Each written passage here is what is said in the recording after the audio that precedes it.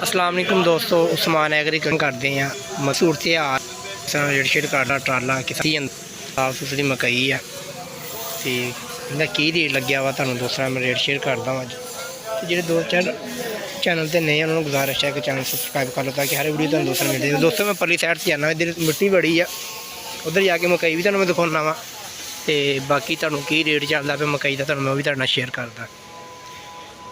दोस्तों मकई की तकरीबन बहुत मंदा हाल चलता पाया वा, जी चंगी तो चंगी मकई आ रही है ना, देखो अजे तक उस हाल ना अजे तक मकई आउण नहीं लगी हैगी जिद्दां आउणी चाहिदी आ। अजे फड़ लो कोई नहीं हुई हैगी।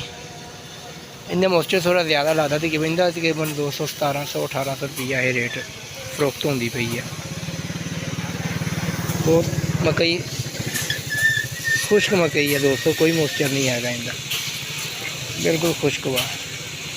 टॉप रेट जो चंगी तो चंगी है उनका 1700 1800 रुपया मकई का रेट आ। बाकी मैनू लगता जी सूरत हाल गंदम के नाल हुई है वही सूरत हाल मकई के नाल होनी है। तो तुसीं इहदे बारे की कहते हो मैनू लाजमी दसो कमेंट के अंदर। इंशाअल्लाह एक नई वीडियो नाल दोबारा मिलांगे।